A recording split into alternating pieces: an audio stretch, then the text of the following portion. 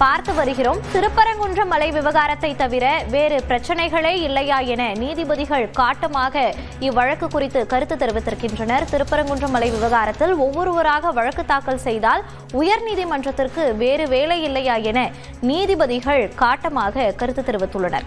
இது குறித்த கூடுதல் தகவல்களோடு இணைகிறார் நமது செய்தியாளர் கருணாகரன். நீதிபதிகள் என்ன கூறியிருக்கின்றனர்? இது குறித்த விவரங்கள். மோனிகா, அதாவது திருப்பரங்குன்றம் மலை உச்சியில் கார்த்திகை தீபம் ஏற்ற வேண்டும் என கடந்த ஆண்டு நீதிபதி சுவாமிநாதன் உத்தரவிட்டிருந்தார். இதைத் தொடர்ந்து பல்வேறு மனுக்கள் தாக்கல் செய்யப்பட்டு வருகிறது உயர்நீதிமன்ற மதுரை கிளையில். இந்த சூழலில் மதுரையைச் சேர்ந்த சமூக ஆர்வலர் கே ரமேஷ் என்பவர் உயர்நீதிமன்ற மதுரை கிளையில் ஒரு பொதுநல மனு தாக்கல் செய்திருந்தார்.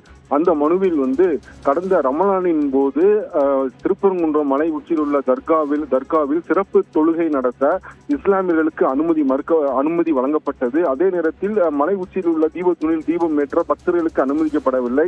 எனவே இது போன்று நடந்து கொண்ட அரசியலமைப்புக்கு எதிராக நடந்து கொண்ட அதிகாரிகள் மீது நடவடிக்கை எடுக்க வேண்டும் என்று மனு தாக்கல் செய்திருந்தார். இந்த மனு நீதிபதிகள் சதீஷ்குமார், ஜோதிராமன் அமர்வில் விசாரணைக்கு வந்தது. அப்பொழுது அரசு மற்றும் தொழில்துறை சார்பு வழக்கறிஞர்கள் மனுதாரர் உரிய ஆய்வு மற்றும் ஆவணங்கள் இல்லாமல், தரவுகள் இல்லாமல் இதுபோன்று மனுக்கள் தாக்கல் செய்து வருகிறார், இவருக்கு அபராதம் விதிக்க வேண்டும் என்று நீதிபதிகளிடம் முறையிட்டனர். இதைத் தொடர்ந்து நீதிபதிகள் தற்பொழுது இங்கு திருப்பரங்குன்றம் மலை மட்டும்தான் இங்கு உள்ளதா, வேறு எந்த பிரச்சனையுமே கிடையாதா, தொடர்ந்து திருப்பரங்குன்றம் தொடர்பாக மனு தாக்கல் செய்வது ஏன் என்று காட்டமான நீதிபதிகள் நீதிமன்றத்திற்கு வேறு வேலையே கிடையாதா, வேறு பிரச்சனை கிடையாதா என்றும் வினவினர். தொடர்ந்து அவர்கள் மனுதாரர் இது போன்று தொடர்ந்து உரிய ஆவணங்கள், ஆய்வுகள், தரவுகள் இல்லாமல் பொதுநல மனு தாக்கல் செய்வதால் மனுதாரருக்கு 50,000 ரூபாய் அபராதம் விதிக்கப்படுகிறது.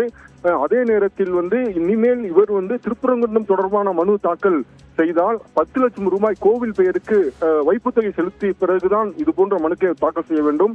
அதே நேரத்தில் மனுதாரரான சமூக ஆர்வலர் கே ரமேஷ் என்பவர் இனிமேல் இது போன்ற மனுக்களை, பொதுநல மனுக்களை உரிய ஆய்வு இல்லாமல் நான் தாக்கல் செய்ய மாட்டேன் என்று பிரமாண பத்திரம் தாக்கல் செய்தால் விதிக்கப்பட்ட அந்த 50,000 ரூபாய் அபராதம் நீக்கப்படும் என்று உத்தரவிட்டனர்.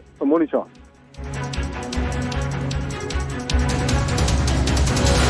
விவரங்களை பதிவு செய்தமைக்கு நன்றி கருணாகரன்.